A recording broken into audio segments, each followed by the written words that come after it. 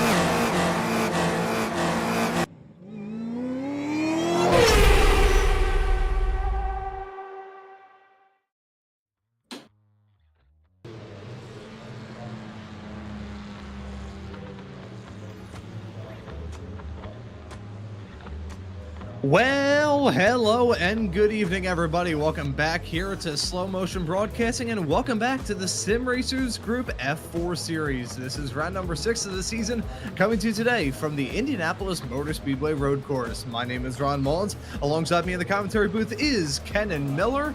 Joshua Wilkie is our producer for tonight's broadcast. Well, Kennen, we're about to get the first half of this season fully wrapped up, and we head to what, in my view, is the greatest race course in the world. Well, the greatest racing facility, that is. The Indy Road Course, it's a bit like Marmite. Some people hate it, while others absolutely love it. So I think the word for the evening for this broadcast is probably going to be decisive. Absolutely, Ron. It's always a beautiful time to be back home in Indiana, whether it's Indy cars or to watch Formula 4 cars go on the road course. It's a really tricky 14-turn track. There's not a whole lot of elevation change, but there is a little bit more than you would expect, especially through the final 3 or 4 turns. It's going to make for some really good racing. You obviously have the long front straightaway that will be very key for an attack with the draft going into turn 1, probably the best place you can pass on the course. So drivers have a pretty good challenge here. On the other hand, compared to what we've seen so far in the SRG Formula 4 series, it's on the more easier side of things than what we've seen the drivers handle already. So I think everybody's up to the challenge. You'll just have to wait and see how these racers try and tackle this race that we have coming up. It's been a fun season up to this point. I've seen many different racetracks. When just looking through last time out here in this series, we are running at Mosport, Canadian Tire Motorsports Park. That track up there in Canada. It's a fun one there. It's one of the older scans here in the sim with asphalt about as patchy as my face when I was 16. So it's definitely a bit of a change going from there to here with asphalt that is silky smooth. This is one of the tracks that I've actually gotten the opportunity to visit on multiple occasions in real life.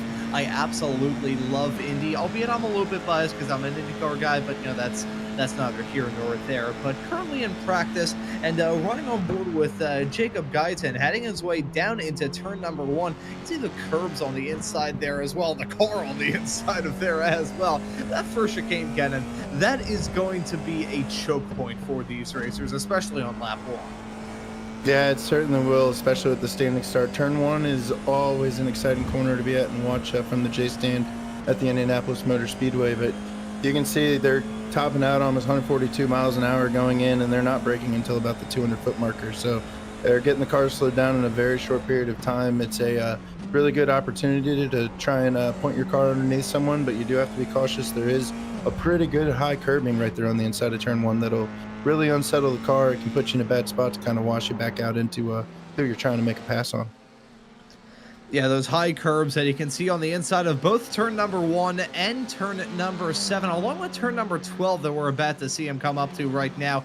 Right as you get back onto the oval for a couple of moments, you immediately have to dive down to this infield section, added in after the I think the Columbia School of Broadcasting would want me to say fustercluck of a race that was the 2005 United States Grand Prix. They added in that infield chicane layout, and ever since then, that has pretty much been the standard use. Even when MotoGP ran here, in which they ran the track backwards, which is a whole nother story. But nonetheless, that infield section right towards the end of the lap throws another curveball towards these racers as well, and throws forth one of the most challenging final corners, as far as I'm concerned, in the world of road ovals. Turn 14 here, it is just tight enough whereby you can't really go flat out through there without having some stones or having a little bit of crap in your pants afterwards. Yeah, it's a very challenging section, the turn 12, 13, 14. Formula 4 cars, they've got a really nice weight to power ratio. They will handle it a lot easier than you may see sports cars, but it's very particular in the line. There's not multiple lines you can take through it, so you'll find a lot of single file through there. And that's also, if you don't get out of turn 14 with a lot of speed, you're really going to hurt your opportunity to make a pass going into turn 1. It's really your best place to pass. You do get a long straightaway between turn 6 and 7. It just doesn't quite seem to be enough like it is down the front straightaway at Indianapolis. Yeah, so thankfully with these draft-heavy cars, I think we will see them get somewhat stuck together, but we'll just have to wait and see with the rest of the twists and turns around this track. 14 turns in all. It is a stunner of a road course. It was introduced back in 2000 for the U.S. Grand Prix, and I just hear a Taco Bell ding from our producer. I think did that go out on the broadcast? I hope it did. Okay, yeah, there we go. It's fitting we're covering the Taco Bell. I heard the Taco Bell ding, and I was like, oh no, I think sleep deprivation has finally caught up with me. Yeah, I was actually kind of stunned there too, but Yo quiero Taco Bell. What can I say? Greg Meyer has a beautiful livery on his car. Gotta love the green wheel accents to it, and we see him kind of going through that tricky 12 and 13, 14 section right now. It's very easy to handle with the cars that they're in today, so I don't see it being too much of an issue in this series.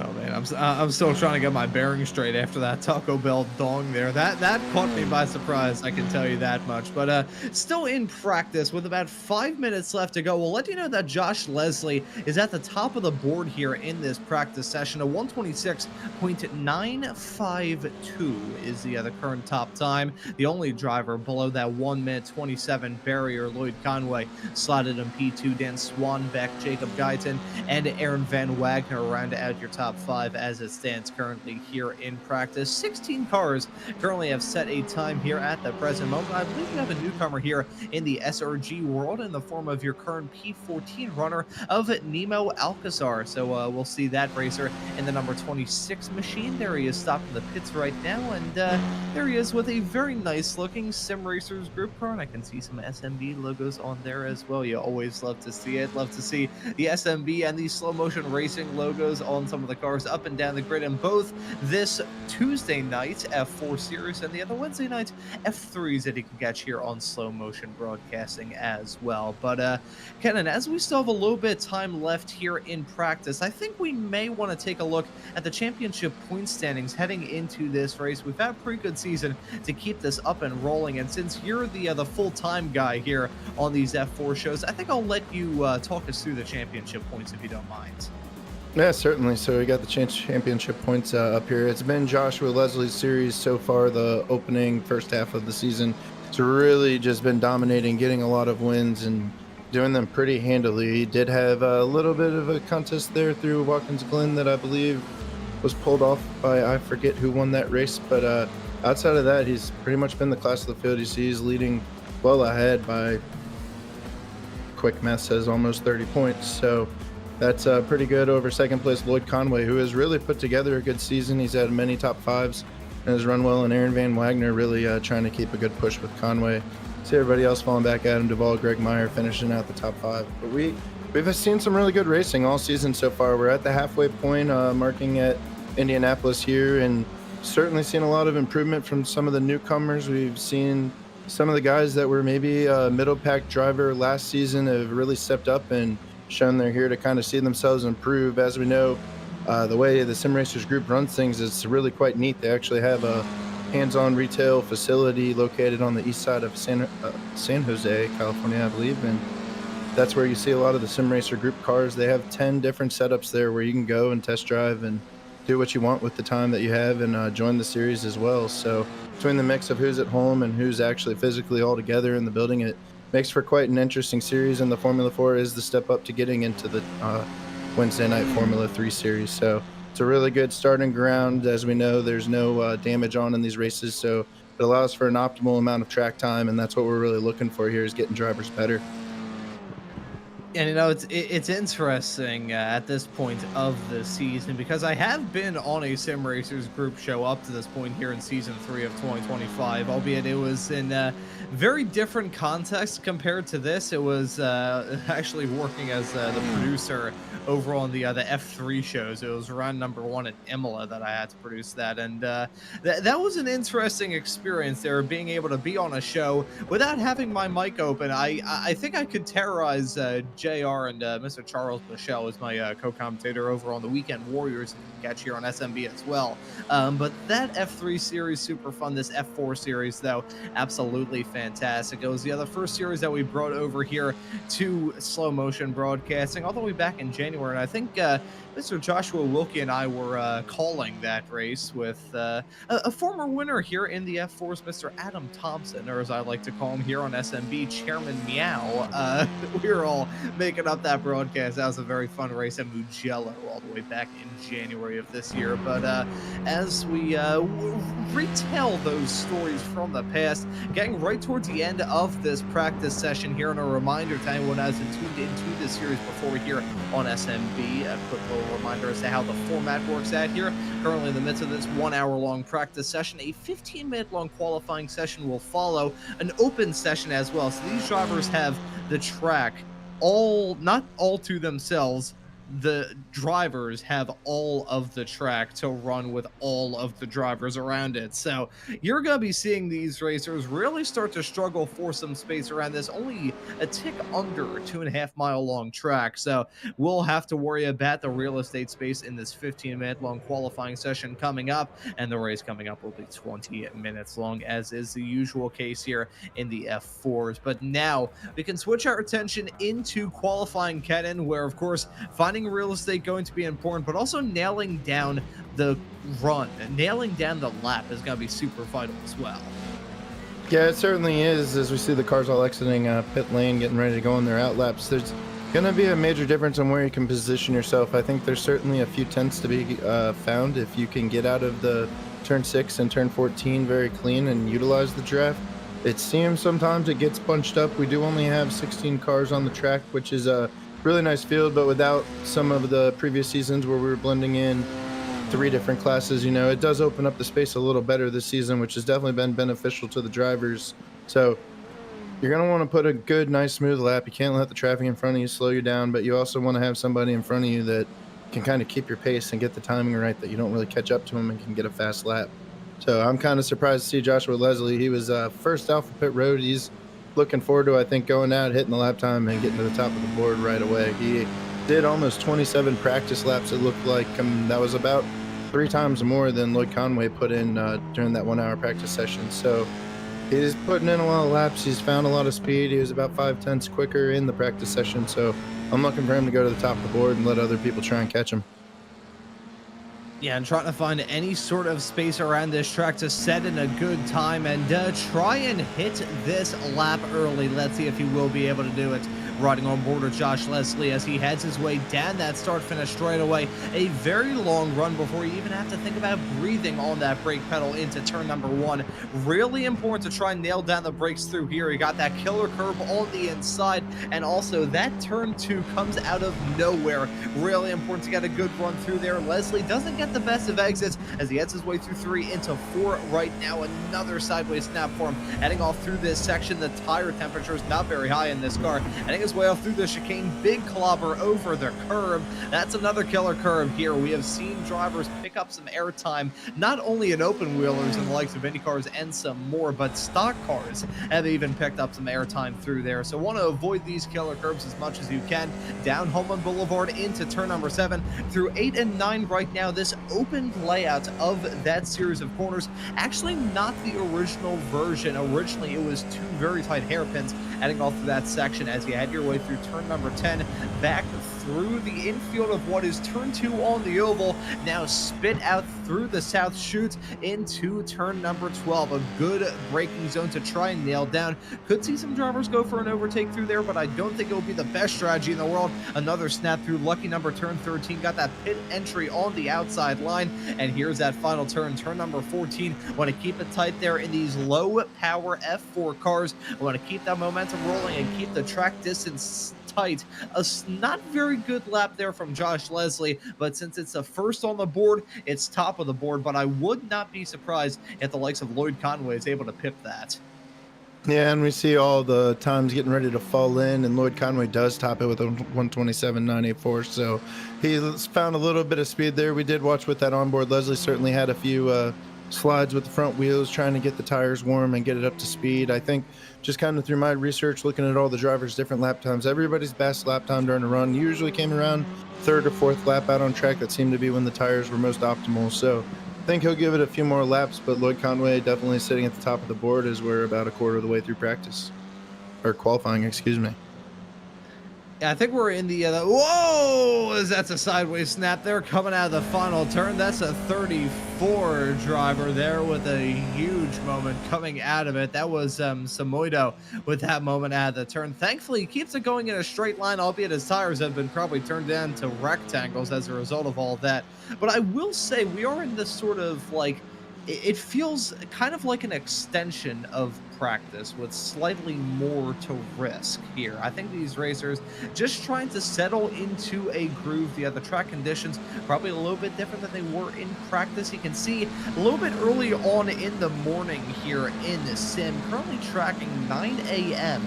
in sim time, of course, it's 9 p.m. Actually, over that here on the East Coast of the U.S. So complete polar opposites to what it would be in real life right now. We are seeing that sun rise and the track temperatures start to rise as well. Currently at 76 degrees Fahrenheit for the track temperature, 71 Fahrenheit for the ambient, but relative humidity at 94%.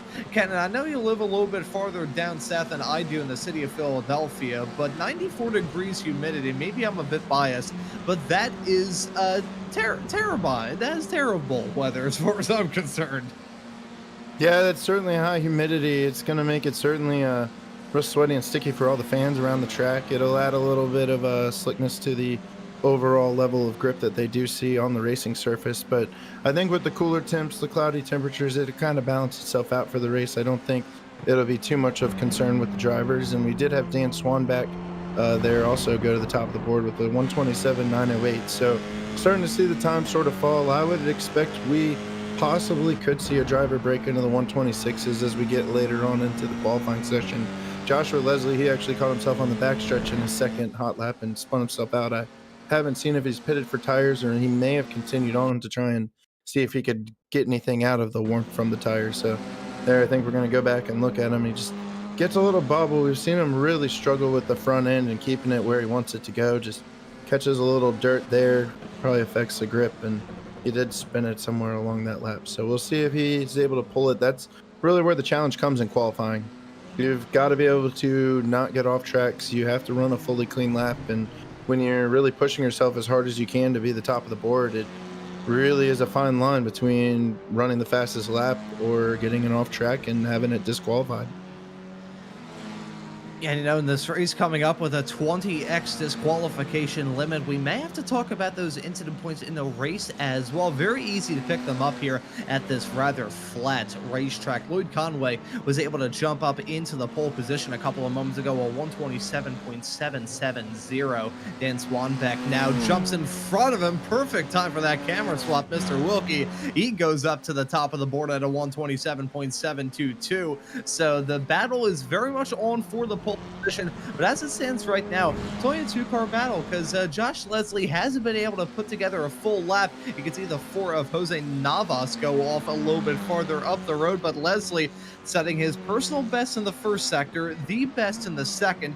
Doesn't really set too well in the third sector, but as he heads his way off through the final few corners into turn number 13 for the last time in this lap, let's see what sort of time Josh Leslie will be able to set on the board. Will it be an improvement to jump his way up into third, or will he potentially shoot himself all the way up into the pole? Let's see as Leslie comes to the line. That 55 machine, what time is it from him? A 128.3 before, a 127.3 now. A big gain from Leslie.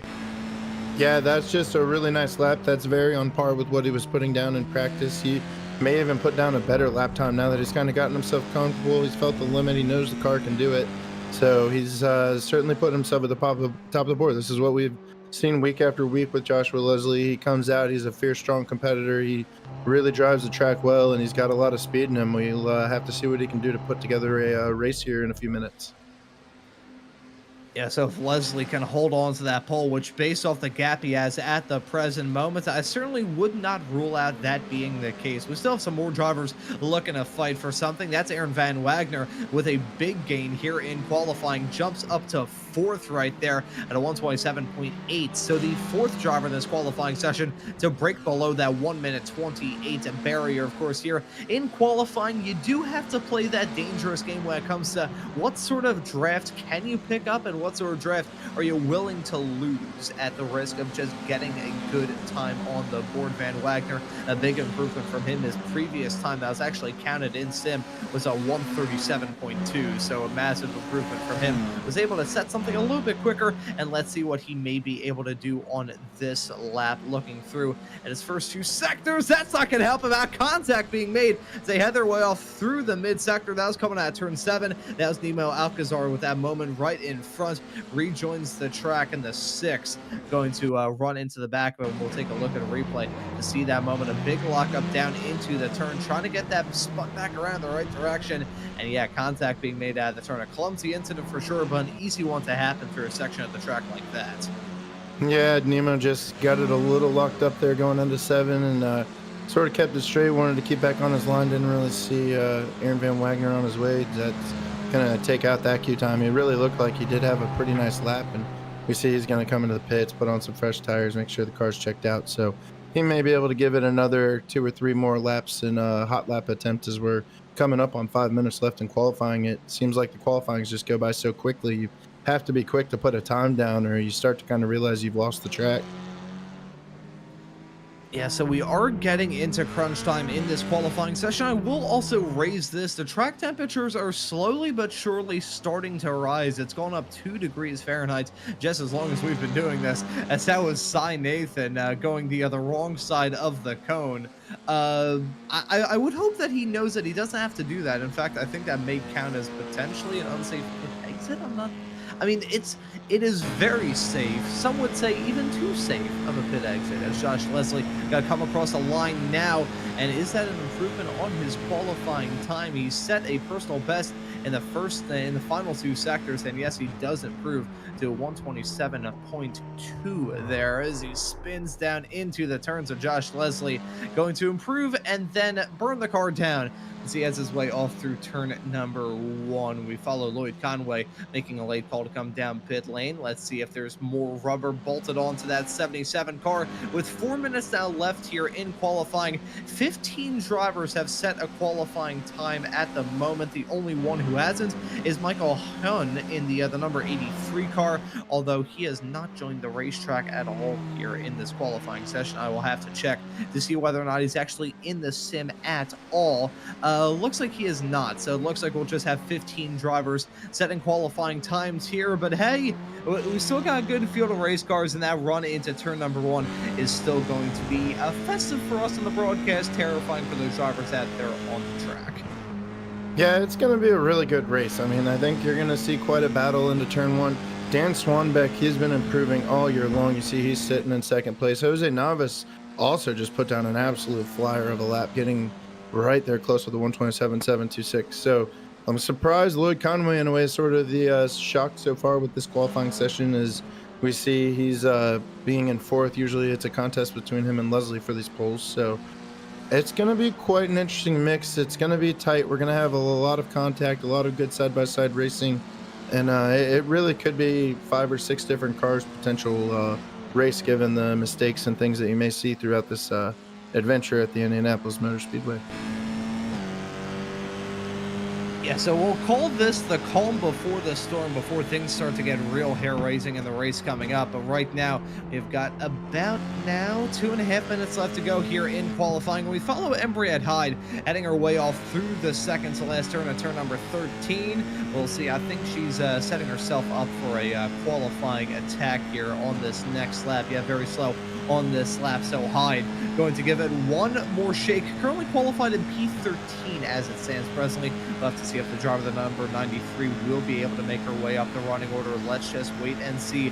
Currently at a 130.4 is Hyde, so definitely some room to gain as she heads her way off through turn number 1, hitting the other apex pretty well through there. That first chicane rather clunky as far as I am concerned. I think if there's any section of this track that could go with a little bit of a redesign, is probably that first chicane. Yeah, it's certainly a little bit of a technical spot for the drivers. See them using all of the curbs there going down the back stretch of Holman Boulevard. So it's all tricky here. It's very flat. It's very hard to see your apexes. There's kind of an awkward flow to it if you want to be successful here. So it does take a lot out of the car, and certainly a lot of ability through all these drivers to navigate this course. You know, in certain cars, that first chicane has such awful flow that I think it got jumped at a rap battle. So thankfully, we won't have to deal with the other horrors of that in real life. We'll just have to worry about it in this sim, that first chicane. Oh. Anyways, I will say Josh Leslie was just able to set in another good time, improves by 0.02 of a second. That's a moment for a Hyde down into turn number 12. Not been the best lap in the world from Embriette as she heads her way through the final corner. Will it be an improvement from the driver of the number 93 car? Let's just see as she comes on to that start-finish stretch for what's probably going to be the final time in this qualifying session. That is just a setup to a setup, not an improvement there. A couple of seconds off So not going to be an improvement, but we'll see her have another attempt at the lap. A reminder, folks, that these drivers do have pretty much as much time as they want. If you cross that start finish line with 1 second left on the clock, you will be able to complete your lap. So I think we will see these racers running out to the end. Leslie still improving. Not sure if anyone will be able to challenge him for the pole, but we do have some very close battles for some of the lower spots. Here's one involving this driver, Jacob Guyton, in the number 64 car, heading his way off through turn number 12 right now. Not very far off of Adam Duvall, currently qualified in P6, only 0.03 of a second between those racers presently. Leslie still continues to improve, as that's a huge snap for the 64, and around he goes, hits the wall. Probably gonna have to tow back to pit lane. Major damage on the back end of that race car. Of course, the damage is not in effect here, but that will be enough to bring his qualifying session to a close. Leslie, I think he's about to cross the line here in a couple of moments. Timer already just did. Yes, he did. And improves to a 127.032. Insane stuff from the driver of the 55. Only a few more drivers left to cross the line, but clearly Josh Leslie, the standout star in qualifying today. Yeah, it certainly was somewhat as expected the way we saw practice going. He certainly got a very good handle on the track. Lloyd Conway, though, coming through the final couple corners, I don't know if he'll quite have enough, but we'll see whether he may be able to get himself up into the second grid position here. He's coming out of the final corner now. That'll be the real interesting part. That's kind of the two drivers we've seen really battling back and forth for a lot of these wins in the podium positions, and doesn't look like he improved this time at all, so he will remain in fourth there. So really good run by Dan Swanbeck. I think that's really the star of this qualifying. Leslie is certainly getting the pole, but Dan Swanbeck finding himself on the podium of this qualifying session is just a really nice lap that he put together.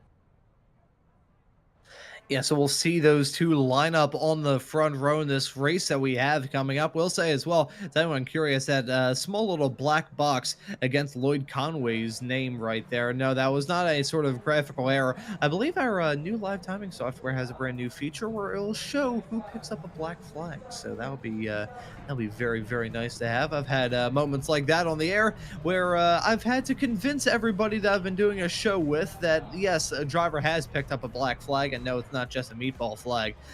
So thankfully, that'll be a nice new little feature. And of course, we will be able to fact check all of that information in live time here in this session. About to click over to this race that we have coming up and brace ourselves for what is going to be 20 minutes of action-packed racing from the start all the way through to the finish. And to get it all up and rolling, let's take a look at the starting grid here for the 6th round of this season of Sim Racers Group F4 action. It'll be Josh Leslie starting from the pole, Dan Swanbeck in P2, Jose Navas will start this race in 3rd, next to Lloyd Conway in 4th, Aaron Van Wagner will start in 5th, Adam Duvall in 6th, it will be Jacob Guyton in 7th alongside Sarah Vase in P number 8.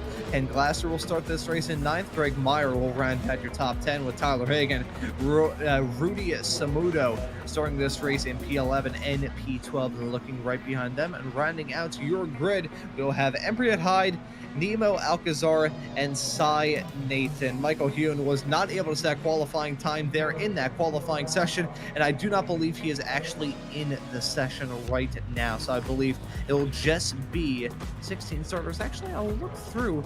Has Hune joined us? I think he may potentially have. I'm going to look at our live timing software. Yes, he has. He is on the grid. So just decided to skip out on qualifying. So maybe an interesting strategy that we're seeing. Avoid qualifying so you're not in the mid-pack for what's going to be a hectic start.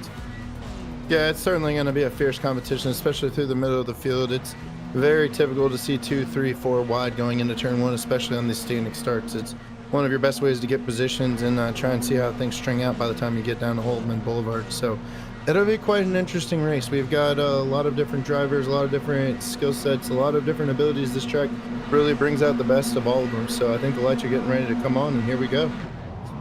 The green flag is that, and the drivers are on their way. Look like a pretty even kill start for both of our front row sitters, but they've got a long run down into turn number 1 and plenty of opportunities for some leapfrogging to go on. Here we go. They are already 3 wide. Here we go. It's Swanbeck, Leslie, and Navas battling hard. Swanbeck jump into the race lead with a commanding move down into turn number 1, side by side and 3 wide. As they head their way off through the first chicane. Looks like Everybody has gone off to a good start. Greg Meyer got off to a flyer. He's already up 3 spots right now. Make that 2 in the Taco Bell car. Perfect time for me to mention that as he loses out on a couple spots. Gonna get hung out to dry with a wild ride over the curbs through that chicane. He keeps it going in a straight line, but a code brown moment for sure in the Taco Bell car. Yeah, that was an absolutely wild ride going over the curbs there. Did a really nice job of keeping everything straight. So very interesting. You see Dan Swanbeck still holding the lead. Leslie is right on the tail, and Lloyd Conway had a really nice start as well. Got himself in 3rd place. We know he's trying to position himself as he runs a little wide. So this is quite interesting. We'll see what Leslie looks here to do going into turn 12. It's a good opportunity to go inside. I don't know if he wants to force the issue too early into this race, but Lloyd Conway will force the issue. He runs wide and may be able to hold on to this position, but I think Leslie's going to get it back with the momentum. And Leslie's in the grass. This is a really aggressive racing that we have here for opening lap at Indianapolis. Oh, and that is really sketchy. Contact being made as they head their way onto the start-finish straightaway. Leslie and Navas throwing haymakers at each other at the end of this first lap. Swanbeck gonna jump out into a comfortable lead. Lloyd Conway gonna look to try and leave that chaos in his rearview mirror. A dive again from Leslie. He's driving frustrated. That is a gutsy move. That's not gonna work out at all. More contact being made with himself and Navas. We may see another move from the driver number 55, an attempted move at least. He's not very happy about how the start went for him, and can you necessarily blame him? Started from the pole, now running in 4th, got shoved out a little bit, and ever since then, he has been throwing haymakers at his competition. There may have been an incident with Duval and Guyton a little bit farther in the back. Guyton dropping down like a rock, and Duval following in due course. That's a move from Leslie into turn number 7. He keeps it going in a straight line, keeps it on the road, and jumps his way up into 3rd. But we've had some drama at the start of this race.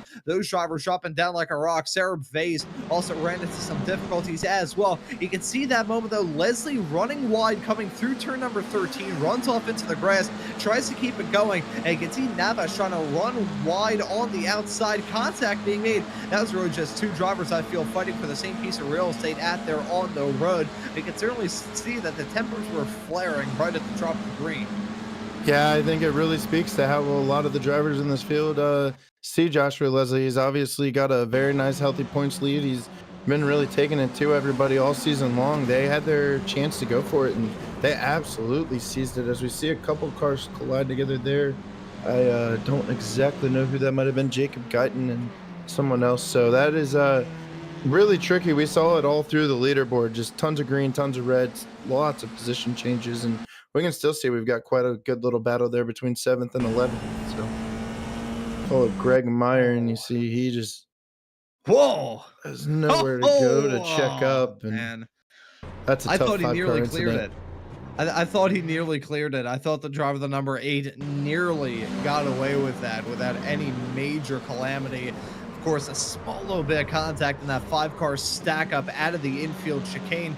That chicane as well, there is no good line heading off through there. There is only the least terrible. So that multi-car stack up as a spin from Alcazar, heading his way off through turn number 4. He's got to drop down to P15. The last of the cars out there on the racetrack. Sarah Vase with that moment in the 30 car a little bit earlier on dropped out of contention as a move there from Conway. This is a battle for the race lead. It's himself and Swanbeck battling hard, and here comes a dive from Conway into turn 13. Look at Josh Leslie now trying to pick up the pieces here if those drivers come to blows. Close to contact as well coming out of it. Swanbeck trying to hold on as long as he can for that race lead. Leslie, your dominant driver up to this point, looking to jump back into the spot that he gained with a brilliant qualifying performance. And Lloyd Conway on that inside gonna make a 3 wide as they head their way down the start-finish stretch into turn number 1. Conway very squirrely on the brakes. Leslie sweeps around the outside. Contact being made, a hip check with himself in the 7, but that's the move from Leslie to jump into the race lead.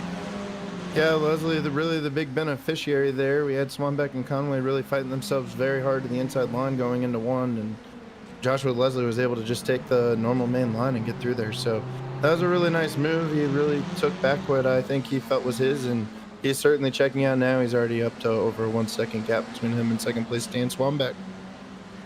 Yeah, I think Josh Leslie saw all that drama going on, and frankly, he was part of the drama at the start of this race, and he was like, you know what? I like this drama. I'm getting some airtime on the broadcast here in slow motion broadcasting, which if you're enjoying it, you can hit that subscribe button and the notification bell so you don't miss out on the racing action. But Leslie, I think you realize, you know what? It's good to be at the center of attention, but it's also good to be the dominant race leader. And I think he realized that with all that drama heading down into turn number 1. Let's take a look at this from Leslie's perspective, picking up the drift from the 7 right in front. And it was very valiantly fought from that driver, the number 7. Dan Swanbeck was holding on to that lead for a decent chunk of it, but just like how Swanbeck was able to take the race lead from Leslie, Leslie gets it back on Swanbeck a couple of laps later. It was contact being made, so it wasn't 100% smooth, but hey, he got the move done. He's in the race lead and is now trying to run off into the sunset. Yeah, he's put another second gap between them. You see Conway and Swanbeck, and that's where Swanbeck is really putting together a really fantastic start of the race. We're over a quarter of the way through it, and he's still in fighting contention for second place and really giving Conway and Jose Navas a really good battle. So this is going to really heat up for who can actually fill out the podium between those 3. Hopefully it doesn't come into any real contact. They've actually overall done a really nice job of racing quite aggressive, but also being fair and clean and allowing the space for the race to happen. So they're going to just have a different challenge of how much do they want to race each other and risk allowing Leslie to get away. And there, Conway just gets into contact with Dan Swanbeck, spins them both out. Novas is going to be able to clear through and take second place. They both look to be continuing and will pick up back in 3rd and 4th, so only losing a couple positions there, but certainly a lot of time. That was just maybe a little too aggressive on the brakes. You see they're fighting the inside line again. They're really taking defensive positions to get through these corners, racing so hard with each other, and right there we just kind of see the consequences of it. Yeah, that contact being made as they had their way down into turn number 7. That was just about 2 cars fighting for the same piece of real estate. Unfortunate for them, but they were not alone in all of that drama. I believe there's been moments involving the likes of Tyler Hagan and Alcazar. We'll take a look at these moments. First involving Tyler Hagan in the 99 car. Holy cow! Oh, big contact being made. What in the world happened there? They headed their way down the Holman straightaway. Who was that? Okay, so that was the remains of the drama that went on, and Hagan having to take evasive action with that 6 car. Switched over onto the section of the road. That's not even a racetrack. That's just the road that regular infield traffic runs through. Swapped around. Contact being made. That was a huge hit to the side of Hagan's car. I believe, I'm trying to figure out exactly who that was that pile drove into the side of him. It may have been some Moitos actually dropped back. He's had moments of his own as well. I think we're also hearing that Jacob Goyton was involved in that drama as well. As a drama between those two gonna flare up yet again. Let's take a look at this from Goyton's perspective. Yeah, that was as a result of that drama as they headed their way off through the chicane a little bit earlier on in this race, and the stacking up of the domino effect as a result of all that still continued on. But here we go. They're back again fighting. This time it's for P3 with Dan Swanbeck and Lloyd Conway.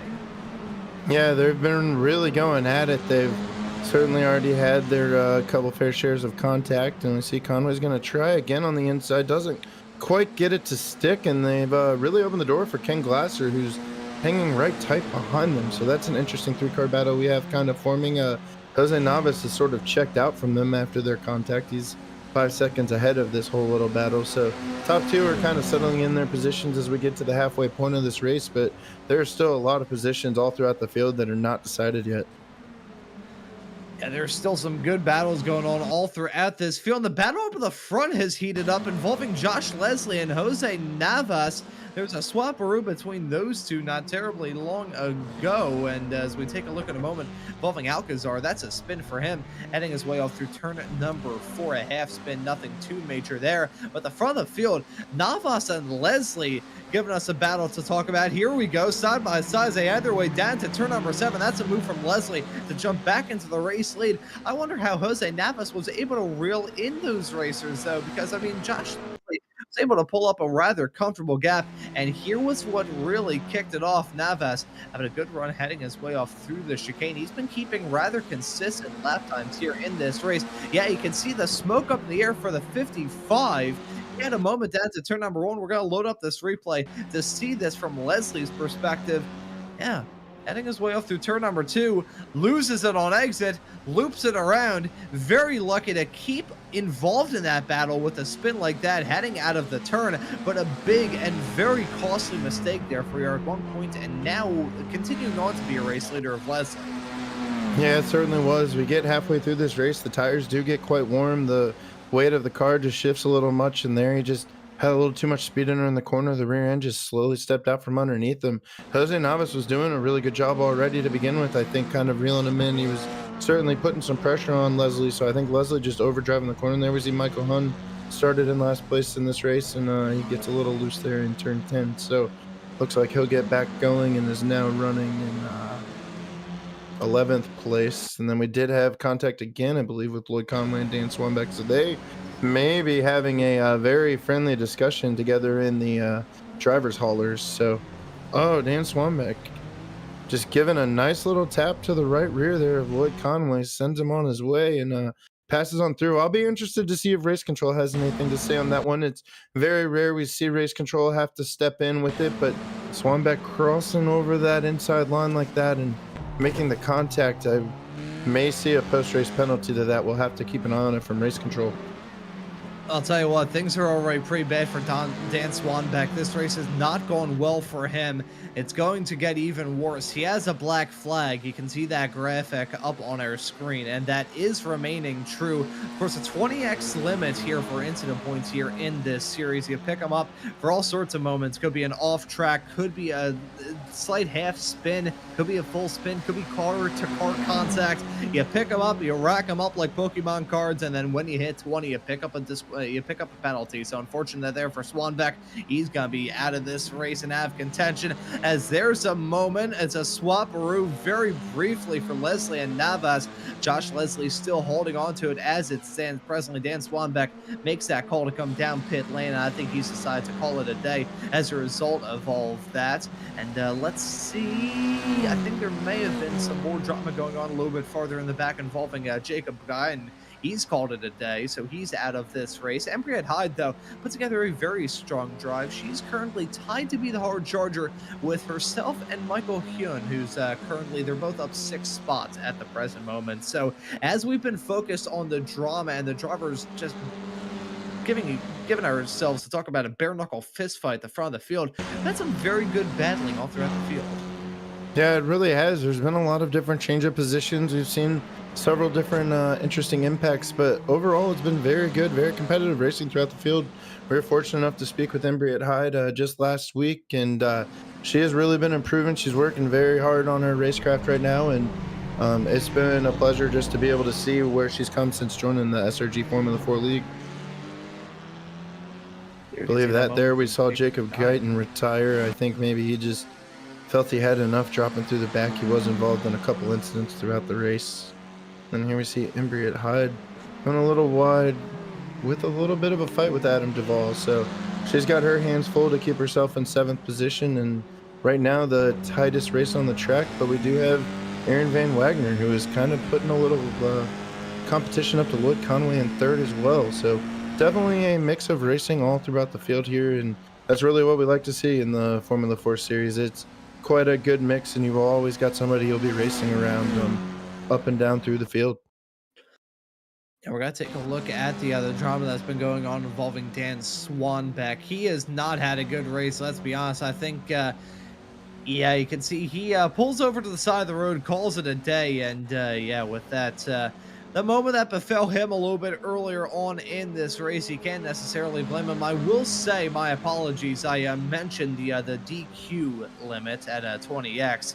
If that was a disqualification, he would have been removed from the track immediately. So that must have been an iRacing issued black flag, not for incident points, because that isn't really a thing. There is no limit in terms of picking up a drive-through here in this series. So either that was issued by race control, or that was issued by iRacing, either for like a not served slowdown penalty or something of the sorts. But either way, tough stuff to have happened for him here in this race. It was looking promising. It was holding on to the race lead in the early stages, but Ever since then, things really went to hell in a handbasket for him. Front of the field, though, it looks like Josh Leslie has been able to shake off the challenge from Jose Navas like a bad case of the fleas. They're currently separated by about 1.2, 1.3 seconds. Close battles are a little bit farther in the back, but it was tense between these two for a not so brief period of time. They were battling for a decent amount of laps, Kennen. Yeah, it was quite a thrilling battle, and Jose Navas really hasn't let him get out of his eyesight. He's right there. We have seen Leslie make one mistake early in the race. The car has certainly been quite a handful for all the drivers to keep him between the lines. So nothing's really out of the realm, and we can still see both of them. Your top two right there as they're going through 8 and 9. Very windy part of the course, just really hoping to get back out. And Tyler Hagan's back off in the grass. Looks like he's getting himself going onto the front stretch. So he'll have Leslie Navas going by him here soon to put him down a lap, but we see them kind of getting ready to come out behind us. So it's been a pretty good race. Navas got it down to 7/10. It's been teetering between 1.2 and 7/10, and Navas is kind of putting a little pressure on him right now. It's going to be quite an interesting run these final 3.5 minutes to the finish line. Yeah, we still got that battle to talk about. We still got a decent amount of battles to talk about here throughout this field. I will say the battle involving Adam Duvall and Embry Hyde has cooled off just ever so slightly. It's now 1.2 seconds between those racers battling for the final 2 spots inside of the top 8. But at the front, Jose Navas looking to peak at the right time. We follow him right now in that number 4 car. I just want to run through the past couple of lap times that he has been able to set. Looking through at the past 4, been 129.3, a 130.1, a 128.4, and a 128.8. That 128.4, not last time by, but the time before that, for your P2 runner of Jose Navas, was actually his best lap of the race at all today. So that is really promising stuff. Was even quicker than Josh Leslie by about 0.3 of a second last time by, although Josh Leslie has had the upper hand on previous laps. Holds on to the best lap out of these two, the 127.832, and as it stands right now, I believe holds on to the best lap of the race. Actually, no, does not hold on to the best lap of the race. That honor goes actually to Lloyd Conway, holding on to a 127.6. So nice to keep tabs on that battle for the fastest lap of the race. But these two, oh, that's lap traffic involved in that. That may have been Sign Nathan that we saw on the other infield, heading his way off through turn number 13 there on the outside. But Leslie and Navas were going to battle, but I think as I was going on my spiel talking about Navas peaking at the right time, he did not have a good lap last time by. Yeah, it was a little bit more of a difficult lap. He found himself kind of struggling to keep the grip on the car. As we talk about it almost every week, it's a 20-minute race, but it really does put a lot of wear on the tires. They really get warm. You're really slipping and sliding. The weight of the fuel goes down in the car. It makes them lighter. They really do have their hands full to race a Formula 4 car at the type of level that they are. And you can see just the slightest little mistake just creates a gap. And we see Leslie Navas flying over the curbs there at turn 6. So it's still right within anybody's hand. One mistake can certainly shift this race in a matter of a moment. So he's just got to be able to apply the pressure. And like we've seen, Leslie is certainly not taking it easy up in the front. He's finding the limits of his car to make sure that he can stay out front or he'd give up the lead in a heartbeat.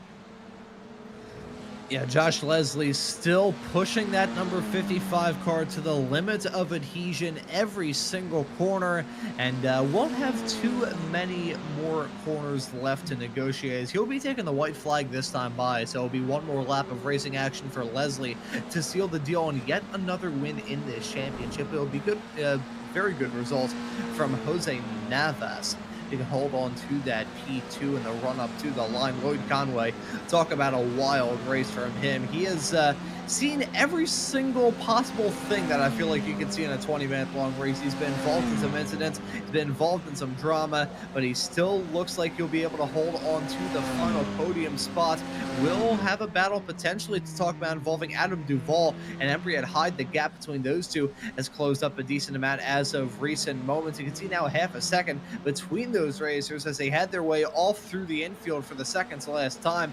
Adam Duvall on the past few laps has slowly but surely lost out on some time. Last time by, it was only a 10.5 roughly between Duvall and Embry Hyde in terms of their previous laps, but this time by, Duvall not saying a good time at all. So I'm a opponent, I don't know it. But yeah, Duval really struggling on that last lap. Embry and Hyde trying to find any sort of way to get this move done to jump her way up into P7 right at the end. But that's a bad time to mention it. Navas has capitalized on a mistake for Josh Leslie. He's had a trip up heading off through the mid sector, and it looks like Jose Navas gonna punch his way into the top spot right at the very end. What is going on with Leslie? He had a stranglehold on this race. He was holding on to a comfortable gap, but it's a case of Icarus with those wax wings flying way too close to the sun. They melted.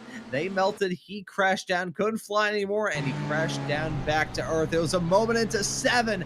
No, it's a lockup down into the turn, carries too much speed, and has a half spin on the rejoin through 8, and that's going to cost Leslie the race. Jose Navas going to win it at the end of it all. Leslie, though, with a heartbreaking P2. It's not the first time we've seen it this season. The mistakes sometimes cost Joshua Leslie some wins and where he should be on the podium. And I know he's going to wish he had that one back. 5 corners remaining or 6 corners remaining in your lap. You know, you didn't really need to push it there. You had the 2 seconds to give. But like I spoke about before, Navas was keeping it close. It really put the pressure. And here we see Adam Duvall does still hold it off with the battle between Embry and Hyde. But that's a huge win for Jose Navas. He may be a first-time winner in this series.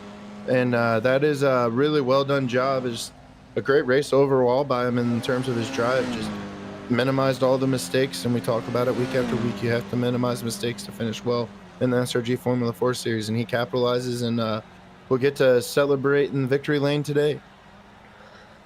What a wild finish there. Unfortunate for Leslie. And he had that race in the bag. He had it. You can see that gap. They headed their way down that Holman straightaway into turn number 7 for the last time in this race. Leslie, though, I'm not sure whether it's just overly opportunistic driving. You can see just carrying way too much speed down in there.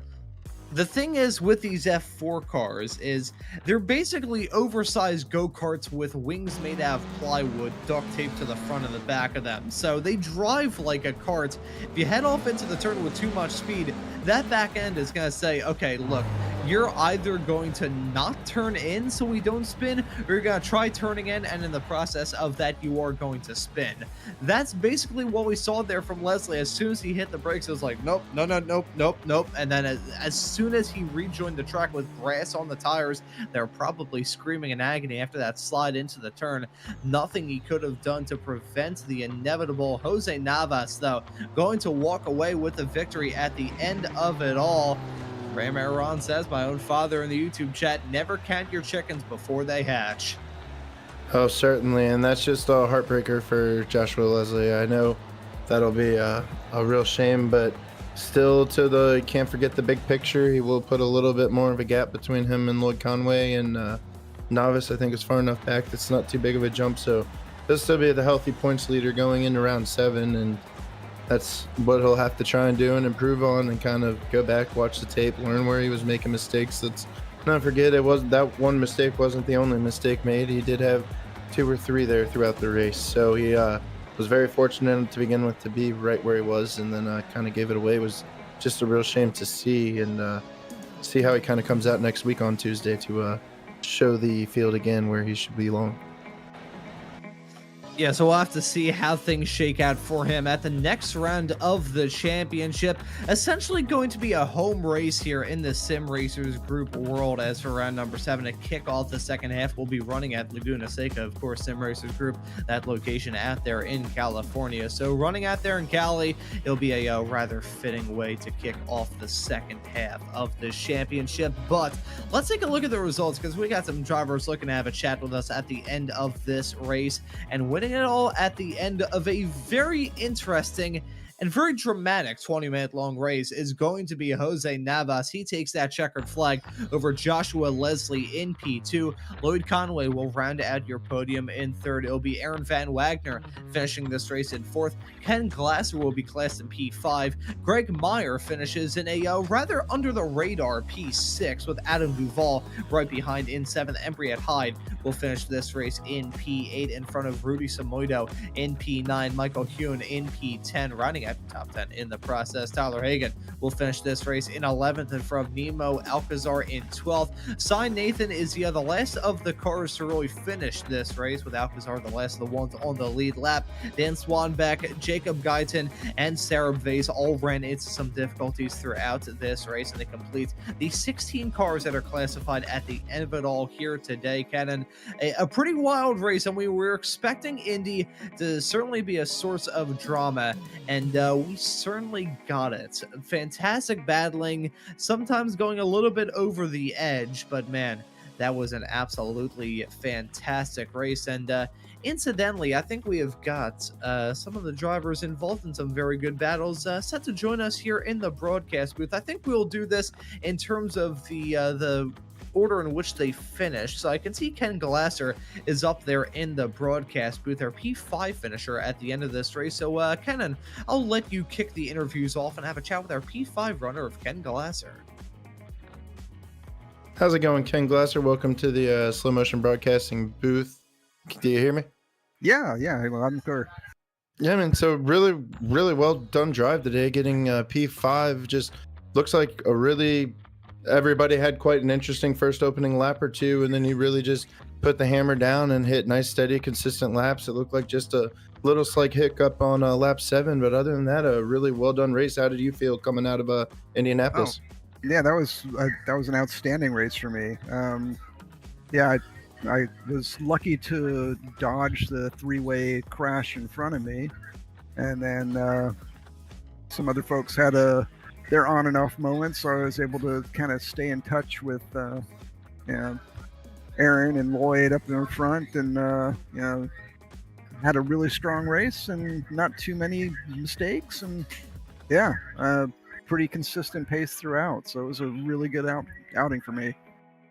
Yeah, it really was. I think the last time I interviewed you, it was a little bit more on the rougher side, maybe a P12 or something. And the P5, I'm sure that's really makes you happy going forward, looking forward to next week at Laguna Seca.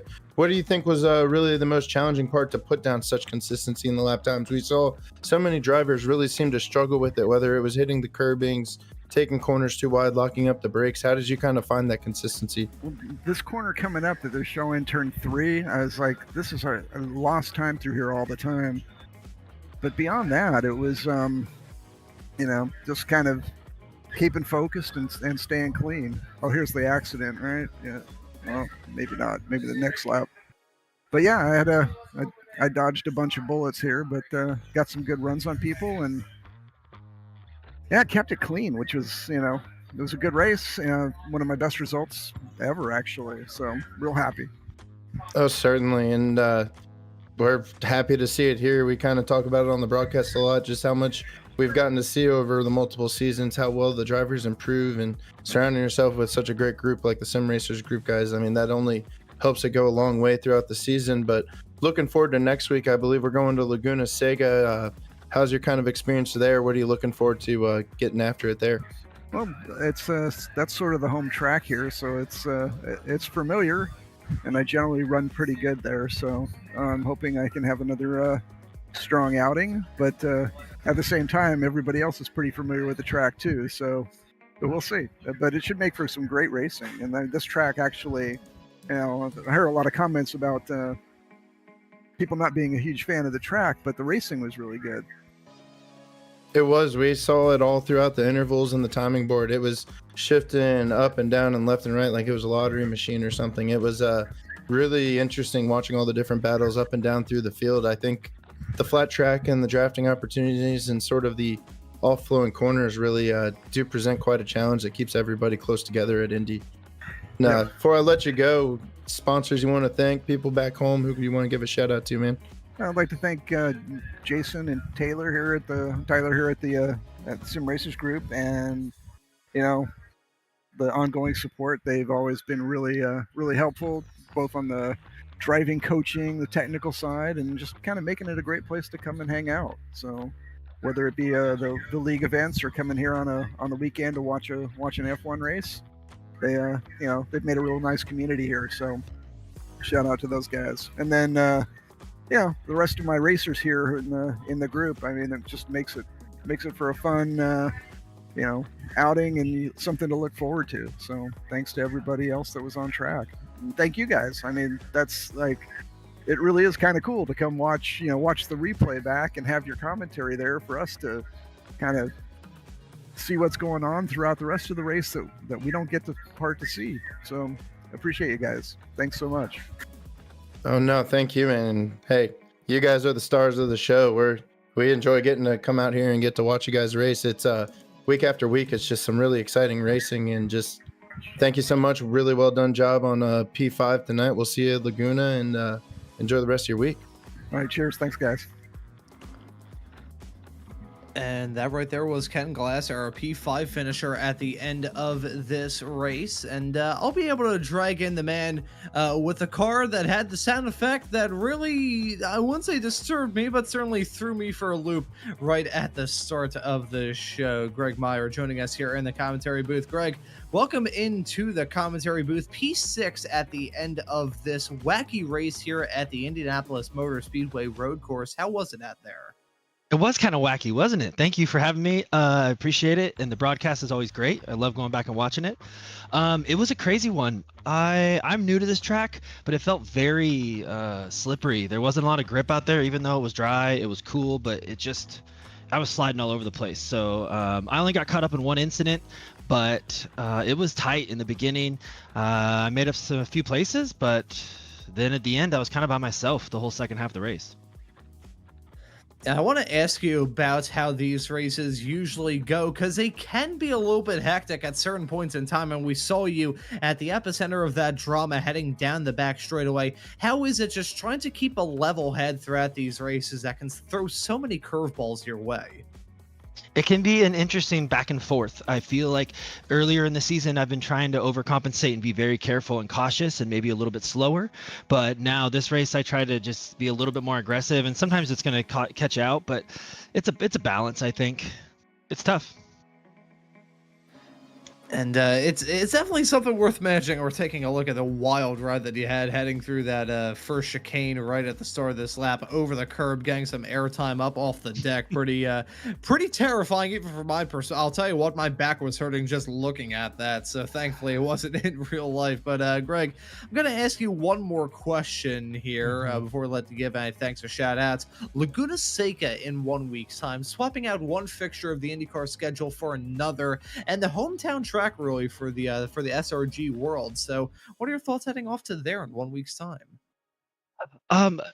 I don't know, ups and downs, I guess, pros and cons. I'm really excited, love the track. On the other hand, it is somewhat smaller with a large crowd or a pretty big group, so it's going to be really tight, but I think it's going to be interesting. And Laguna gives you great overtakes and some great wheel-to-wheel action. I know coming up the hill, going in before the corkscrew is always going to be interesting back there on the backside of the track. So I'm excited. I think it's it's what everybody looks forward to, being a California kid. So it's going to be the race of the year, I think, of the season. Well, based off the fact we've asked this question twice and we've gotten some very good responses twice, really the California love shown out here on this broadcast today. But Greg, we'll let you give any thanks or shout outs before we let you go and celebrate this P6 and get some practice in for Laguna. I just want to say shout out and thank you to my mom. I love you. There we go. Thank you very much. That right there was Greg Meyer, and always good to have a chat with you, man, and looking forward to seeing you hit the track at Laguna in 1 week's time. Appreciate it, guys. And that right there was your P6 finisher, Greg Meyer, and that was very precise in terms of the other thanks or shout outs at the end of all that. But Kennen, we also have our the driver that didn't do too well at the end of this race. I hope he doesn't take offense to me saying that. Our P11 finisher and series admin here in the F4 is Mr. Tyler Hagan up there in the broadcast booth. So I'll drag him in to have a little chat with you. Hey Tyler, it's Kennen here in the slow motion broadcasting booth. Can you hear me? I sure can. Yeah, man, a little bit of a rougher race than we've kind of been accustomed to seeing where you're at on the leaderboard. Coming up P11 today, just had a really rough opening lap in the middle of the race. Found a little bit of an issue, but how overall do you feel the race went? I know the result isn't what you wanted, but I think overall it seemed like it was a fairly okay race. I'm just going to go ahead and say it was not my finest race. there was some action I had to avoid, and that got me into tank slapper, and so I ended up in the wall. A couple laps later, coming down the front straight, made a move into turn one and saw Rudy coming at me, so I dove to avoid, and that's a 4.5 second slowdown. So it's just not, and then you get in your head and trying to claw back as much time as you can, and it just goes backwards from there. Yeah, and we're looking at your onboard right now where you had the issue, and I believe it was the backstretch wall that you made a pretty good hard impact to, and kind of was able to get it going. But as we speak about with the no damage in the Formula 4 series, it doesn't hurt you by having a pit and get the car repaired, but you lose so much time. It's just makes it a challenge to really regain. But looking at next week, we are going to Laguna Seca. I know most of the drivers here are California kids. I don't know if you were one. We'll find out right now. But what are you looking forward to going to Laguna next week? So Laguna is probably the track I've got the most seat time in the real world. So I'm very, very much looking forward to it.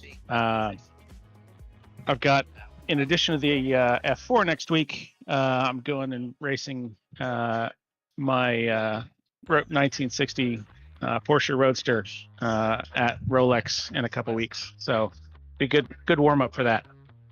Oh, awesome. Yeah, no, that'll be a great way to get a little bit of experience, get a little familiar with the track, just kind of refresh turn-in points, apexes, things of that sort. So you've got the real car on the track. I'm sure that keeps you busy as well. So you've got a lot of different experience time, and I take it the expectation of where you would want to finish next week is quite high. Oh, yeah. But there's one thing I've learned about racing Laguna in the sim is it is always close quarters and almost always a little bit of a knife fight. Yeah, we've seen it before. It is quite an interesting, a lot of tight corners. It's got its passing opportunities, but it's very much a driver's track and how you get around there quickly. So we're all looking forward to it. I think it's kind of just set the standard here at the end of this broadcast that Laguna Seca is the race to see, and everybody's going to want to go home with the trophy there. So looking forward to next week. And who would you like to shout out? Give a good thank you to your sponsor, anybody? Well, first off, I'd like to thank my wife, Stacy, who not only encourages me to come down and hang out at SRG on Tuesday nights, she actually encouraged me to build my own sim in my at home. So I've got some more ability to practice, and she's always been super supportive of sim racing as well as the real world racing. So she's been great. Well, quite the rarity, but that is actually fantastic. And we've certainly heard that from a lot of drivers in the series. They started racing in the Sim Racers Group facility there in San Jose, and now they've got a rig at home just so they can do it more and more and more. It really quite catches the addictive trails, as you could say, getting into this racing league. So thank you so much, Tyler. A little bit of a disappointing P11, but I know going to Laguna, you've got a lot to look forward to, and we'll see you next week. Absolutely. Thanks, guys. You keep making us look so much better than we really are. Appreciate it. No, thank you. And that right there was Tyler Hagan, series admin and P11 finisher at the end of this race here at Indy. Kennen, we were expecting some drama. We certainly got it, but Laguna Seca in 1 week's time. It's the homecoming, really, in the SRG world. So I think there's some certain levels of expectations for some racers, but overall, just going to be the same great racing action as usual at a quite different track than this. Oh, yeah, absolutely. Laguna Seca just beautiful. Be out there in the beautiful, I guess it's desert type sand, and it's a very elevated track. As we all know, the world famous corkscrew is always bound to create quite an interesting little action spot. So everybody being the home fan of Laguna Seca, you're going to have 15, 16 drivers next week, and they're all going to expect to be good enough there to finish first. So it's definitely one I just circled on my calendar. And of course, you'll be able to tune into that action here in 1 week's time on Slow Motion Broadcasting. Same time, same spot as usual. And in fact, in about 24 hours time, you'll be able to catch round number 6 action for the SRG F4 series. They'll be running at Portimao this upcoming weekend, just part of the absolutely amazing schedule that we've got in week and week out here on SMB. Of course, you can catch this SRG F4 series weekly on Tuesday nights. Wednesday nights, of course, you can see SRG F3. 3. On Saturdays, you can see the action from the Ray Esports Formula V Weekend Warriors. We've got round number 6 of that season coming up at Jerez this upcoming weekend. And of course, the other Formula Ford Weekend Warriors and the Spec Racer Ford Weekend Warriors, you'll be able to catch on Sundays at 1:45 in the case of the FFs and 3:45 in the case of the Spec Racer Fords. That's East Coast time for those tuning into this broadcast here. And that doesn't even do it for the action that we've got coming up here on SMB this upcoming week, as on Saturday night, I'll be able to bring you action from Ron's Race Nights. We've got a pretty good race with the Skip Barbers running at Interlagos. That'll be a very, very fun race. But that doesn't do it for all of the action we've got coming up here on Slow Motion Broadcasting. On August the 9th this year at 6 p.m. Eastern Standard Time, you'll be able to see the action from the United Sim Racing Association Sizzling Sebring 180. That'll be a 3-hour-long endurance race at that absolute stunner of a racetrack. I adore Sebring. It's a track that I can actually drive around well, which is an oddity in the world of iRacing, and you'll be able to tune into all of that action from that race coming up in a couple of weeks' time exclusively here on Slow Motion Broadcasting. Gives you a very good reason to subscribe and hit that notification bell so you don't miss out on any of the racing action. But as for this broadcast here tonight for round number 6 of the Sim Racers Group F4 series here for season 3 of 2025, that will just about do it. So for myself, Ron Mullins, Kennen Miller joining me in the commentary booth, and Josh Wilkie doing a wonderful job working on the cameras and the graphics in the virtual production hauler, I say thank you all so very much for tuning into this broadcast here on SMB tonight, and we hope to see you all wherever it is in the not too distant future.